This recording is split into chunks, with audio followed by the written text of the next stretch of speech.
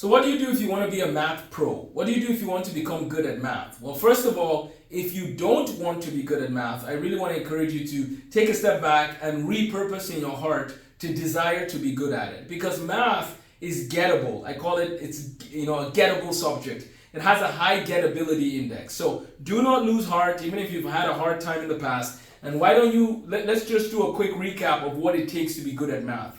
The first thing that you need to do to be good at math is you need to master your addition skills. Keep working on addition and strengthening your understanding of adding numbers, right? So on the left side, I'm going to write some of the terms, and then on the right side, I have some examples. So the first thing again with addition, your Tools for Mastering Mathematics book, which I wrote with Nathan Josette, is called Tools for Mastering Mathematics. It does have a section of an addition chart. But when we're dealing with addition, we want to make sure that we're comfortable adding numbers, right? 28 plus 12, the 8 plus 2, we have 10. So that 0, you carry a 1, and then you have a 4, right? So that's what we're doing when we're adding numbers. When we're subtracting numbers, 38 minus 19, for example, we have to borrow from the 3 because we don't have enough to do anything with the 9 here. So when we borrow, that becomes a 2. Now we have 18 minus 9, which is 9. We have 2 minus 1, which is 1. So we have these two things. We have addition and we have subtraction going on.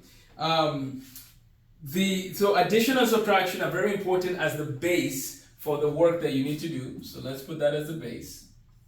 Okay, so that's addition and subtraction.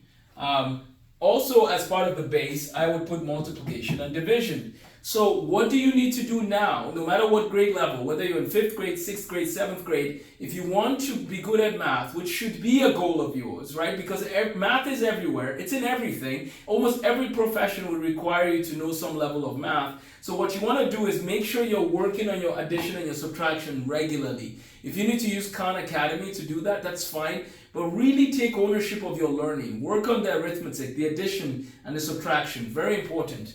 The next major topic then, as far as multiplication and division, I would have a multiplication table nearby if you need one, and you can use that to do the problems.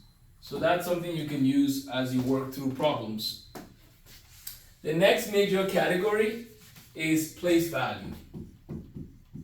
So as you work through things with your math career, you need to be comfortable with addition and subtraction, multiplication and division, and then place value. What is the place value for a number like 2, 3, 5? What is the place value of the 3, right? You say tens place. What is the place value of the 2? You say hundreds place. So it's important that you know how to use place value. So addition and subtraction, multiplication and division, and place value are very important in establishing a math foundation. You also want to keep working on your mental math, working on regular practice with subtraction that involves borrowing, as well as working with, again, mental math for addition and subtraction especially, and then learning your times table from 1 to 12. Those are good things to know. Next major thing is rounding. So you need to know place value and you need to know rounding. So rounding is where if they give you a number like 44 and they ask you to round to the nearest tens, because this is less than 5, the answer then is actually going to be 40. Okay, so when we round it, it's 40. Rounding, estimation, and expanded notation are generally taught along the way. These are good skills to help you. Just remember, when the number next to the place you're trying to round to is less than 5, then you round down. If the number is greater than 5, then you round up. Okay, so those are some things to keep in mind. As I said, multiplication and division, very important. Anything times 1 is itself. Anything times 0 is 0. So when we say anything times itself, times 1 is itself, that means 5 times 1 is 5. So in the times table, you know the ones, right? 5 times 1 is 5, 10 times 1 is 10, 20 times 1 is 20, 1 million times 1 is 1 million. So that's just the nature of multiplying by 1. You get the same thing. This is going to be very important when you do fractions and adding fractions of unlike denominators. Understanding that multiplying by 1, you get the same thing. But here's the thing though. 5 divided by 5 is 1. So technically, if I have 10 and I multiply it by 1, it could be the same thing as 10 multiplied by 5 over 5, which is technically 50 over 5. So 50 over 5 is the same thing as 10. Same thing. But there are times in math where I want 50 over 5 written as 10 rather than 10. That's very important. Again, we'll come back to this later on. But this is just a quick recap of establishing a solid foundation in your math education. So you need a solid foundation of these principles, and then we can build the next layer and build the next layer and build the next layer. Okay? So we're establishing addition, subtraction, multiplication, and division. We can say place value and rounding and estimation, and you want to make sure you have a solid foundation for every one of these levels. So multiplication and division is part of the warm-up. Here's what I mean by the warm-up, by the way. And I apologize that I've written in different spots on the board, but this is going to be very important. Imagine if you divide your math time into 3 segments. The first segment of studying math, let's say you have 45 minutes to dedicate. So you take about 5 minutes and you do something with addition, subtraction, multiplication, and division. Like, this is your appetizer. You warm up with it. And it's like shooting your free throws, right?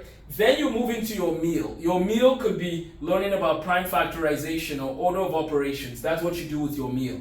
Then you do a third category, which is working with formulas, like the area of a rectangle or the area of a circle. So your math time can be divided into 3 segments where you always have something to do as a warm-up. You have some things to do for your, what would we call it here, your meal, and then you have something to do as your dessert. Those are the 3 components of math excellence I would recommend to you. So, get the addition, subtraction, multiplication, and division going, but do that as a warm-up, especially if you're already in 6th or 7th grade, because you need to be having your meal. So do the appetizer piece, okay? Find whether it's a website, worksheets, ask your teacher, make sure you're doing the review. Then work on your meal, which could be prime factorization or order of operations. Then work on using formulas such as the area of a rectangle, the area of a circle, and so on and so forth. So, a lot of what I've explained today will lay the foundation, which will then lead us into order of operations, PEMDAS, and then principles that have to do with integers. Those are the next big categories of topics that we'll be looking at. As far as lessons, I think that's a good place to stop. But please, I want to encourage you, no matter what your past in math has been, give math a chance again. Because if you solidify your foundation, you will be very good at math moving forward.